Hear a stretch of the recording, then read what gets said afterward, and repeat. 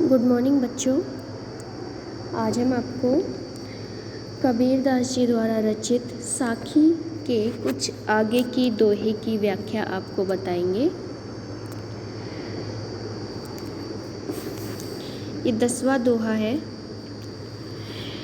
जिसमें कबीर दास जी कहते हैं, यहू तन जारो मासी करो, लिखो राम की नाऊ, लेखनी करो करंग की, लिखी लिखी राम पठाऊ। तो यहाँ पर कबीर दास जी कहते हैं कि जीव आत्मा का परमात्मा के प्रति जो विरह भाव है उसको व्यक्त करते हुए कबीर दास जी कहते हैं कि परमात्मा से मिलने के लिए व्याकुल जीव आत्मा कहती है कि मेरा मन कहता है कि मेरा मन करता है कि मैं अपने शरीर को जलाकर उसकी स्याही बना लूं और अपनी हड्डी की लेखनी बनाऊं और इन दोनों की सहायता से राम का नाम लिखकर उस परमात्मा रूपी प्रियतम को भेजती रहूं, जिससे कि उसे मेरी विरह की पीड़ा से वह परिचित हो जाए। तो यहाँ पर कबीर दास जी ने एक विराहिनी अर्थात दुखी आत्मा है जो कि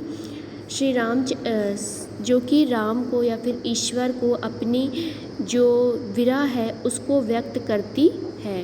तो यहाँ पर इसका काव्य सौंदर्य है कि इसमें रहस्यवादी भावना है और ईश्वर की प्राप्ति आत्म बलिदान से होती है, यह संदेश भी इसमें दिया गया है।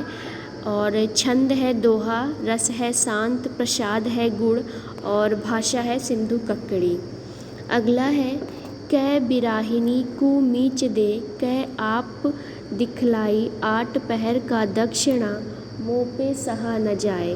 तो यहाँ पर कबीर दास जी कहते हैं कि जो विराहिणी जीव आत्मा है उसकी जो विरह दशा है उसका बड़ा ही मार्मिक चित्रण किया है और कहते हैं कि एक विराहिणी जीव आत्मा परमात्मा को संबोधित करते हुए कह रही है कि हे परमात्मा, या तो इस विराहिणी को मृत्यु दे दो या फिर अपने आत्म स्वरूप का साक्षात दर्शन कराओ। तो एक जो विराहिणी अर्थात दुखी आत्मा है वह परमात्मा को कह रही है, या तो तुम हे ईश्वर, या तो आप मुझे अपने दर्शन कराइए या फिर मुझ जीव आत्मा की मृत्यु करा दीजिए, इसे अपने स्वरूप का दर्शन कराओ तथा इसकी विरह वेदना को शांत हो सकेगी। अगर जब तक ईश्वर के दर्शन नहीं होंगे तब तक उस जीव आत्मा की जो वेदना है वह शांत नहीं होगी, अर्थात रात दिन की यह विरह वेदना और यह भयंकर जलन अब मुझसे सही नहीं जाती। तो कहती है जीव आत्मा कि ये जो रात दिन की विरह है, जो तड़प है, वह मुझसे अब सहन नहीं होती, इसलिए अब या तो तुम मुझे मृत्यु दे दो या फिर मुझे अपने आत्मस्वरूप का दर्शन कराओ। यहाँ पर जीव आत्मा और परमात्मा के मिलन के लिए व्याकुल है, जिसमें भाषा है लाक्षणिक, गुण है प्रसाद, छंद है दोहा, रस है शांत। अगला है, कबीर रेख सिंदूर की, काजल दिया न जाई, नैनो रमैया रमी रहिया, दूजा कहाँ समाई। तो यहाँ पर जीव आत्मा और परमात्मा के अनन्य प्रेम का उल्लेख करते हुए कबीर दास जी ने दोनों के बहुत ही गहरे संबंध बताए हैं और कहते हैं कि सिंदूर की रेखा पर काजल नहीं लगाया जा सकता, अर्थात ईश्वर के प्रति प्रेम उत्पन्न हो जाने पर उसमें अनुराग की लालिमा मन में भर जाती है और उस पर सांसारिक आसक्तियों की कालिख नहीं लगाई जाती। कि जैसे सिंदूर की रेखा पर काजल की रेखा नहीं लगाई जाती, उसी तरह जब किसी व्यक्ति को या जब किसी जीव आत्मा को ईश्वर की भक्ति लग जाती है तो उसे सांसारिक दुख से कोई भी मतलब नहीं होता। जिन नेत्रों में राम अर्थात ईश्वर समाया है, फिर उसे संसार की जो विषय वासना है वह कैसे समा सकती है। तो यहाँ पर इसका काव्य सौंदर्य है कि इसमें लाक्षणिक भाषा एवं प्रतीकात्मक शैली का प्रयोग है, रहस्यवादी प्रवृत्ति है, छंद है दोहा, गुण है प्रसाद, भाषा है सिंधु कक्कड़ी और अलंकार है अनुप्रास। अगला है, सायर नाही सीप बिन, स्वाति बूंद भी नाही, कबीर मोती निपजे, सुनी सीसर गढ़माही। तो यहाँ पर कबीरदास जी ने साधना आत्मक रहस्यवाद की प्रवृत्ति का परिचय देते हुए कहा है। तो यहाँ पर जो साधु संत होते हैं, जो साधना करते हैं, उनकी विशेषता बताई गई है और कहते हैं कि जो साधारण मोती तो समुद्र की सीप में स्वाति की बूंद से बनता है, किंतु जो मुक्ति रूपी मोती है वह तो विलक्षण है, क्योंकि इसमें ना तो समुद्र है और ना ही सीप है और ना ही कोई स्वाति की बूंद है। मतलब जो साधारण मोती होता है वह तो स्वाति नक्षत्र की बूंद से बन जाता है, पर अगर हमें इस संसार से मुक्ति चाहिए तो यह तो बहुत ही बड़ा है। इसमें ना तो कोई समुद्र है, ना कोई सीप है, ना कोई स्वाति की बूंद होती है। तो यह जो मुक्ति रूपी मोती है वह कहाँ से मिलेगा? तो मुक्ति रूपी मोती हमें कुंडली योग के शिखर अर्थात ब्रह्मराज से उत्पन्न होता है। तो अगर हमें इस संसार से मुक्ति चाहिए तो हमें अपनी कुंडलिनी को जगाना चाहिए। अर्थात कहने का अर्थ यह है कि जब साधक मूलाधार चक्र से में स्थित कुंडली को जागृत करके अपने 6 चक्रों का भेदन करता हुआ ब्रह्मराज में पहुँचता है तो उसे मोक्ष की प्राप्ति होती है। कि जब कोई साधक अपने मूलाधार चक्र को, अपनी कुंडली को जागृत करके अपने 6 चक्रों को पार करता हुआ ब्रह्म की ओर जाता है, उसे ही मुक्ति रूपी मोती मिलता है। यहाँ पर इसका काव्य सौंदर्य है कि इसमें कुंडलिनी योग एवं पारिभाषिक शब्दावली नाथ पंथ ग्रहण किया गया है। मोती में श्लेष अलंकार है। इसके अलावा यहाँ पर रस है शांत, भाषा है सिंधु कक्कड़ी और गुण है प्रसाद। अगला है पाणी ही ते हिम भया, हिम है गया बिलाई, जो कुछ था सोई भया, अब कुछ कहा न जाई। तो यहाँ पर कबीरदास जी ने जीव आत्मा और परमात्मा में कोई मौलिक अंतर नहीं है, केवल रूप परिवर्तन है। तो यहाँ पर कबीरदास जी कहते हैं जो जीव आत्मा होती है और जो परमात्मा होती है इसमें कोई भी मौलिक अंतर नहीं है, केवल रूप का अंतर होता है। तो कबीरदास जी कहते हैं कि जिस प्रकार पानी अपना रूप बदलकर ठोस बन जाता है, बर्फ़ बन जाता है और फिर पिघलकर पानी बन जाता है, जो पहले रूप था वही बाद में हो जाता है, तो अब कुछ कहना ही नहीं। तो उसी तरह जो परमात्मा रूपी जल है वह जीव रूपी बर्फ़ में बदल जाता है। मतलब जो परमात्मा है वह जीव में बदल कर आता है। दोनों के गुण एक होते हैं, इनमें कोई भी अंतर नहीं होता। बाद में जीव आत्मा पुनः उसी परमात्मा में विलीन हो जाती है।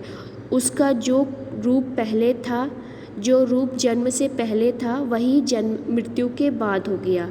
अतः कहने को अब शेष नहीं है कि दोनों में कोई भी मौलिक अंतर नहीं होता। जैसे कि बर्फ़ होता है, तो जब बर्फ़ पिघलती है तो वो पानी बनता है और पानी को अगर जमा दिया जाए तो वो बर्फ़ बन जाता है। उसी तरह जो परमात्मा है वो जीव आत्मा बिल्कुल बर्फ़ और पानी के समान है। मृत्यु के पहले जो जीव आत्मा होती है वही मृत्यु के पहले होती है, जो मृत्यु के बाद हो जाती है, और वही जन्म से पहले उसी परमात्मा में विलीन हो जाती है।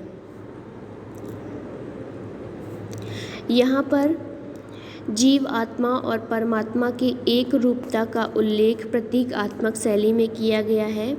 इसमें रस है शांत, भाषा है सिंधु कक्कड़ी, छंद है दोहा।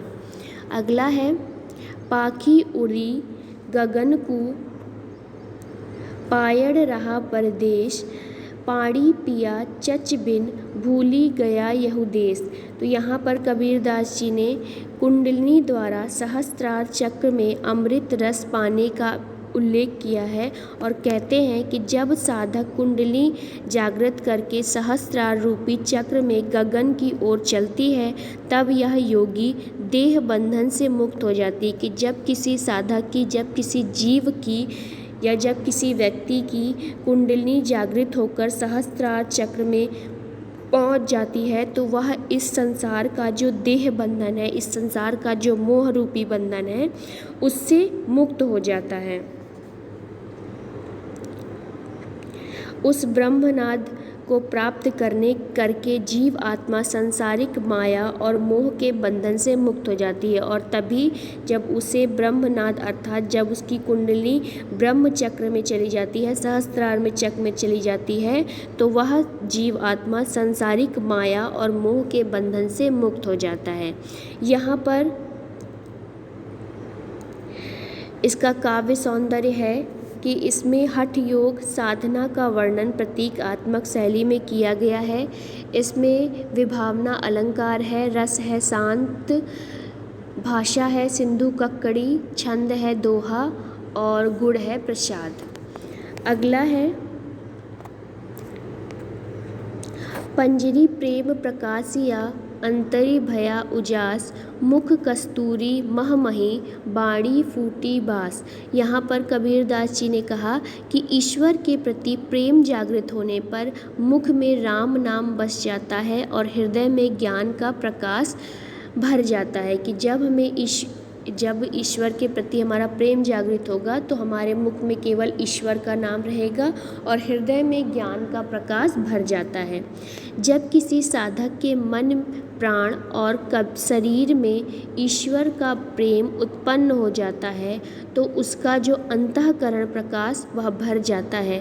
मुख में राम नाम की कस्तूरी महकने लगती है और वाणी से फूटने वाला शब्द प्रभु प्रेम की सुगंध से युक्त हो जाता है। कि जब ईश्वर के प्रति प्रेम जागृत हो जाता है तो हमेशा ईश्वर का नाम, राम नाम का नाम होता रहता है और शरीर में और जो वाणी होता है उसमें राम नाम की या जो प्रभु प्रेम की भक्ति की जो सुगंध आती है वह हमेशा आती रहती है।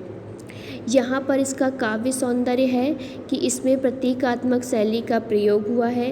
कस्तूरी नाम राम नाम का प्रतीक है और भाषा है सिंधु कक्कड़ी, रस है शांत, छंद है दोहा।